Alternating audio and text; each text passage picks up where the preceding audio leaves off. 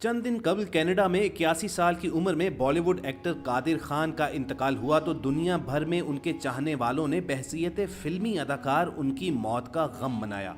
मगर उनकी जिंदगी के बहुत से पहलू ऐसे थे जिनके बारे में बहुत कम लोग जानते हैं। शो बिजनेस एक ऐसी इंडस्ट्री है जिसमें पैसा, शोहरत, ऐशो इशरत, स्टारडम और शहाना लाइफस्टाइल को देखकर बहुत से लोगों में ये ख्वाहिश जन्म लेती है कि काश हम भी ऐसा तर्ज जिंदगी रखते। मगर इससे रिलेटेड कुछ ऐसे तारीख पहलू भी हैं जिनका इजहार कादिर खान की वफात के बाद उनके जनाजे के मौके पर हुआ और वहां पर मौजूद लोग तौबा इस्तगफार ही करते रहे। फेमस बॉलीवुड एक्टर कादिर खान के जनाजे के मौके पर ऐसे क्या मनाजिर देखने में आए जिसके बारे में खुद कादिर खान पहले ही से आगाह थे और उन्होंने अपनी जिंदगी में अपने बेटों को इसके बारे में खबरदार भी कर रखा था। हम सब ये तफसीलात अपने नाजरीन तक जरूर पहुंचाएंगे, मगर आगे बढ़ने से पहले एक गुजारिश करेंगे कि आप रेड सब्सक्रिप्शन बटन पर क्लिक कीजिए और बेल आइकॉन को प्रेस जरूर कीजिए ताकि आप हमारे सब्सक्राइबर बन जाएं और यहाँ अपलोड होने वाली हर इन्फॉर्मेटिव वीडियो आपको बाकायदगी से मिलती रहे। खवातीन हज़रात, बॉलीवुड में कॉमेडी किंग कहलाए जाने वाले 81 साला अदाकार कादिर खान तवील अलालत के बाद 1 जनवरी को कनाडा में इंतकाल कर गए थे।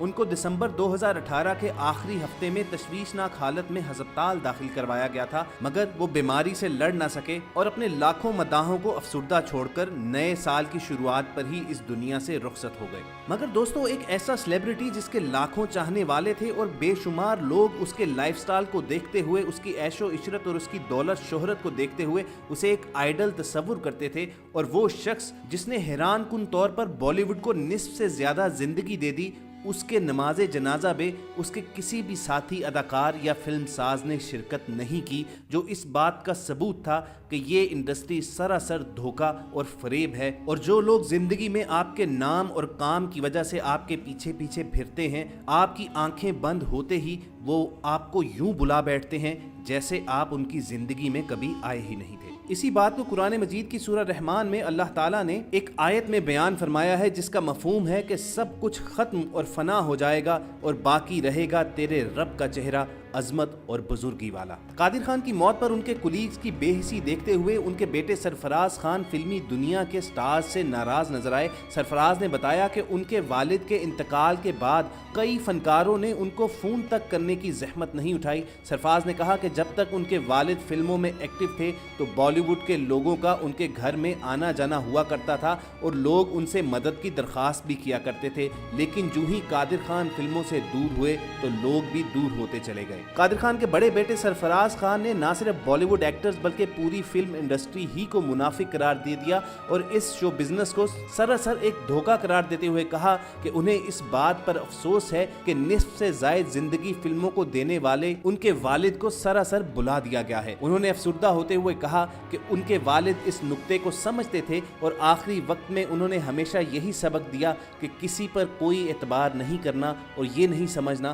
कि कोई आकर उनकी मदद करेगा। अपने वालिद की नमाज जनाजा में फिल्मी शख्सियात की जानिब से शिरकत ना किए जाने पर जहां उनके बड़े बेटे सरफराज खान ने पहले दिन ही शिकवे किए थे, वहीं बादशाह उन्होंने बॉलीवुड अदाकारों की बेहिसी पर भी अफसोस का इजहार किया था। उन्होंने बॉलीवुड शहंशाह अमिताभ बच्चन का भी नाम लिया। उनका कहना था कि उन्होंने एक बार अपने वालिद से पूछा था कि वो कौन सी बॉलीवुड शख्सियत है जिन्हें वो सबसे ज्यादा याद करते हैं। अदाकार के बेटे के मुताबिक उनके वालिद ने अमिताभ बच्चन का नाम लिया और वो मरते दम तक उनका जिक्र करते रहे। कादिर खान के बेटे ने इंतहाई जज्बाती अंदाज में कहा कि वो चाहते हैं कि अमिताभ बच्चन तक ये बात पहुंचे कि उनके वालिद मरते दम तक उनकी बेहिसी और मोहब्बत पर बात करते रहे। इसके अलावा कादिर खान के बेटे ने मारूफ अदाकार गोविंदा की बेहिसी पर भी खुलकर बात की। हिंदुस्तान टाइम्स के मुताबिक सरफराज खान का कहना था कि अगरचे गोविंदा उनके वालिद को ना सिर्फ उस्ताद बल्कि वालिद भी कहते और समझते थे, ताहम उन्होंने एक बार भी फोन करके उनसे तबीयत न पूछी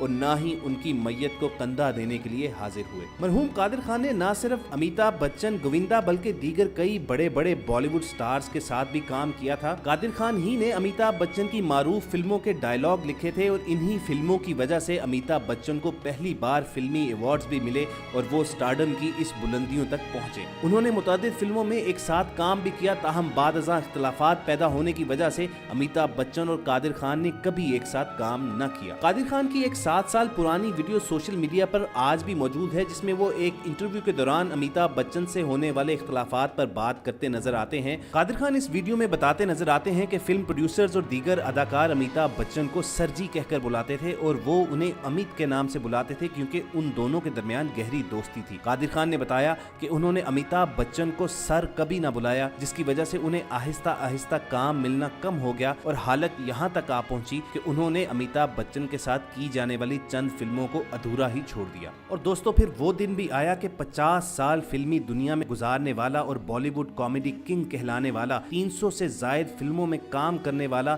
और पैसे शोहरत दौलत में खेलने वाला जब इस दुनिया से रुखसत हुआ तो उसके इर्द गिर्द सिर्फ उसका खानदान और उसके अपने बेटे ही मौजूद थे, जबकि वो तमाम लोग जो पहले उसके आगे पीछे फिरते थे उन्होंने मुड़कर कभी उसका हाल तक न पूछा। ये इबरत का सामान नहीं तो और क्या है। और इस तमाम सूरत हाल को देखते हुए इस बात की बखूबी समझ आती है कि अल्लाह ताला ने कुरान मजीद में इस दुनिया के सामान को धोखा क्यों करार दिया है। कादिर खान इस नुक्ते से बखूबी आशना थे, चुनाचे जब उन्होंने शोबिज इंडस्ट्री का ये खोट और झूठ देखा तो उनका दिल वहां से उचाट हो गया और यहीं से उनकी जिंदगी के एक ऐसे पहलू की शुरुआत होती है जिसके बारे में बहुत कम लोग जानते हैं। ये पहलू फिल्मी दुनिया में डूबे एक दुनियादार अदाकार के इस्लामी मुबल्लिग बनने का सफर है। अक्सर लोग ये तो जानते हैं कि कादिर खान ने कुरान पाक की तफसीर लिखी थी और टीवी और यूट्यूब पर इस्लाम के हवाले से उन्होंने प्रोग्राम भी रिकॉर्ड किए, लेकिन वो दीन सिखाने और फैलाने की तरफ कैसे रागिब हुए ये बात बहुत कम लोगों को मालूम है। असल किस्सा ये है कि कादिर खान के वालिद कंधार से ताल्लुक़ रखने वाले एक बड़े आलिम दीन मौलाना अब्दुर रहमान खान थे।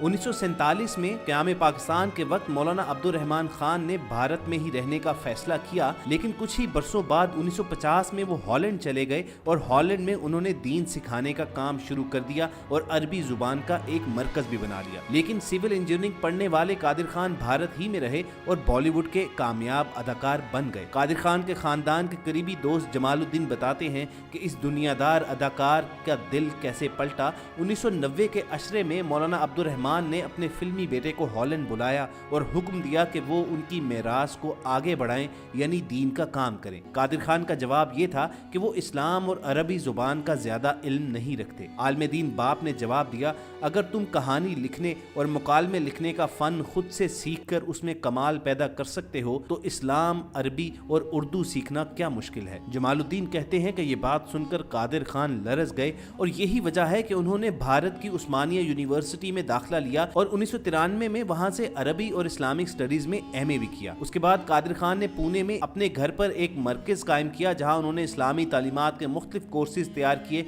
ये कोर्सेज नर्सरी से लेकर पोस्ट ग्रेजुएट सतह के थे।